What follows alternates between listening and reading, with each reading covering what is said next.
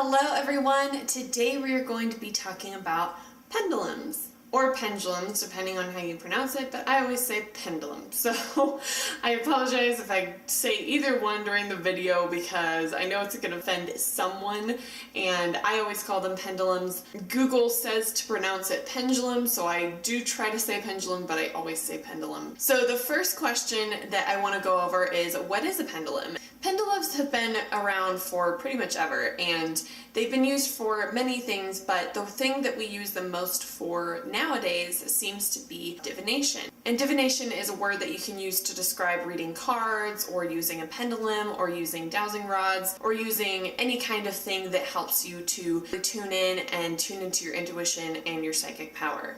Most commonly, a pendulum looks like this. It will have a small chain and then an item at the bottom, and both of the pendulums that I've had in my life so far have been this way, but you can use necklaces. So a lot of people buy necklaces that have a jewel that's kind of pointed on it, and they can use that as a pendulum as well. It really doesn't matter what it is, it just matters that you can hold it and that it can hang and dangle freely. So if I were to use this as a pendulum, I will go ahead and use this as an example.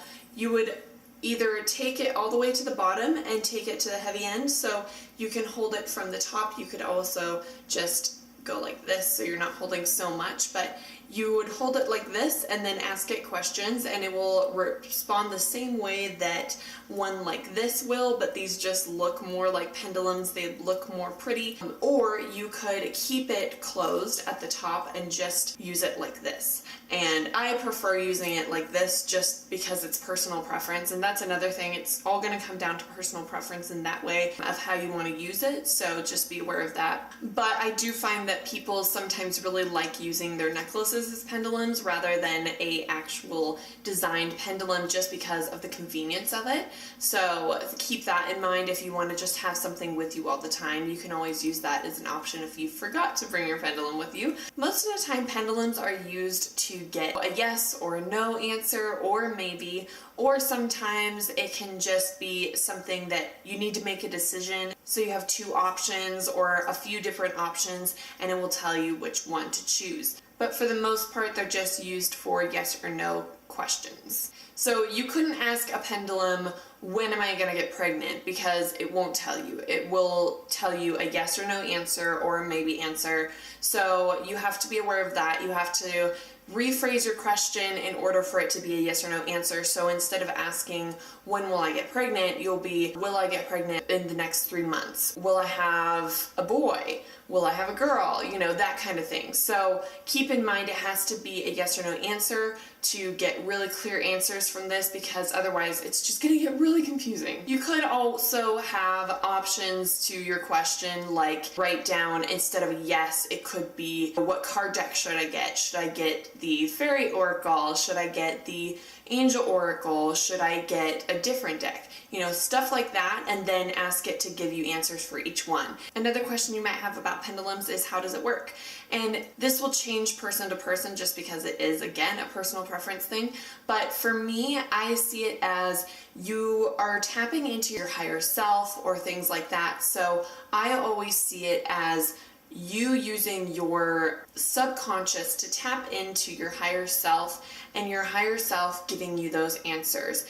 This can also be used to get answers from angels or spirits or spirit guides, but for the most part, I always kind of tune into guides, angels, or my higher self. So when I use it, most of the time I notice that my hand will move a little bit, but it's not something that I'm consciously doing. So that's mainly how I believe that they work, is you put yourself in a position where you know that you're going to be making those movements, but you try your best to kind of detach yourself from your movements and just let your subconscious do those movements for you. Another question you might have is, how do I pick a pendulum? So it's kind of hard because some people don't have metaphysical shops around them, or they don't have access to getting a pendulum at a store. So you might have to buy it online or something like that. And that can be kind of hard, because how can you pick a pendulum if you can't even use the pendulum? So what I do is when I'm able to actually go to a store, they usually have a little display of pendulums or something like that. So if you go up to them and you pick up each one, then you ask it for a yes or no answer. So let's say that you pick up a pendulum at a store and you ask it for a yes or no answer. So you say, give me a yes, and it spins in a counterclockwise position. So then that would be your yes. So then you ask it, can you give me a no? And it would spin in a counterclockwise position. And then you can ask it for a maybe as well. So if, let's just use a maybe. So a maybe would be backwards and forwards. Now it's going to change with every single pendulum, and it might change multiple times with the same pendulum. So you do have to remember to reconfirm and ask it multiple times what a yes, a no, and maybe is, because sometimes it can change. So in this case, we're going to use those positions as the yes, no, and maybe. So you would go up and you would pick a pendulum and you would ask it for a yes or no, and then you ask it, are you my pendulum? And if it spins in the yes, then it is your pendulum and you can take it home and it will work wonderfully for you. But if it says no, then I would probably pass on that pendulum, just because if the pendulum says that it's not yours, take it from me, it's just not going to work for you. It's not going to work the same way. It's not going to give you the fast response. It's going to be less likely to really connect with your energy. So I do recommend getting a pendulum that says, yes, I am your pendulum. So this may come as a disappointment, because some people really want a certain kind of pendulum and it will say, no, I'm not yours. And then you'll end up getting a pendulum that you really like, but it won't work for you. So just make sure to keep an open mind. Don't judge a book by its cover. So just make sure that you're open-minded to what might be a yes for you. So in regards to finding it in store, it's kind of an easy process, but what do you do if you're buying one online? This can be really hard, because buying one online can just get really confusing, and you might buy it because you like the way it looks or something like that, but then you might get it home and it's like, oh, I'm not your pendulum. And you're like, well, poop. What do I do now? So I've never actually personally bought one online. I've looked at them many times and wanted to buy one online, but I've never actually personally bought one online. So the process that I would use to buy one online would either be to use a necklace as a pendulum until you can get your actual pendulum, and using that to answer the question, is this pendulum mine or is it not? That kind of stuff. Or you could use the paper method. The way that you would do this is you would have multiple pieces of paper that say yes and multiple ones that say no. And then as you're staring at the picture of the pendulum, you ask the pendulum if it's yours or not. And then you pick a piece of paper that tingles, that feels warm to you, that stands out from the bunch.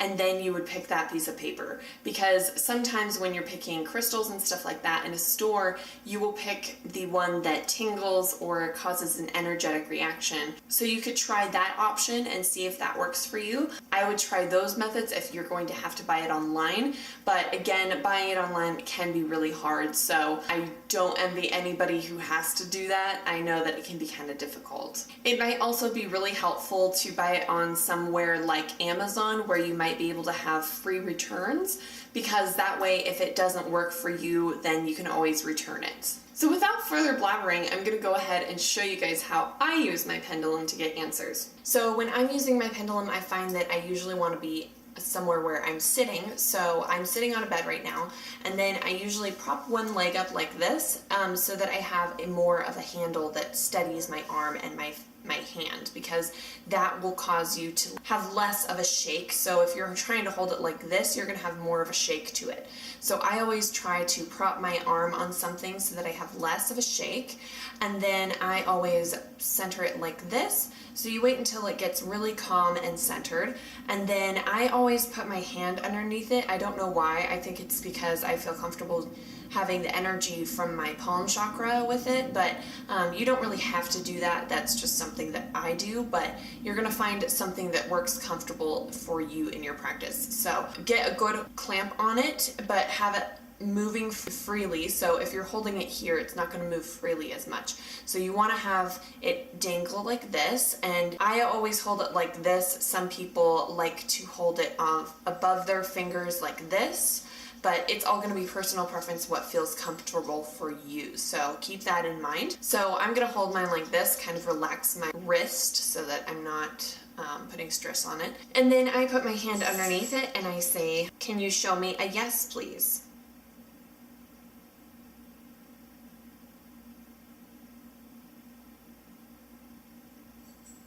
Okay, so a yes is going to be a forward backwards. So I'm going to exaggerate this to show you guys. So it gave me this as a yes. And pendulum movements aren't going to be always like this. They're not going to be huge and crazy and erratic. You might get that, and if you do, that's amazing. You get super clear answers. But most of the time it's going to be really subtle and tiny. So then I go ahead, and if it's not centered yet, I say, okay, center please. So then it gets straight. And then I say, can you show me a no, please? And it's shaking because my leg is shaking, so I'm going to readjust myself here. Can you show me a no, please? And it might shake like this because it's going to pick up on your heartbeat. So you may get some shaking, and that's totally fine.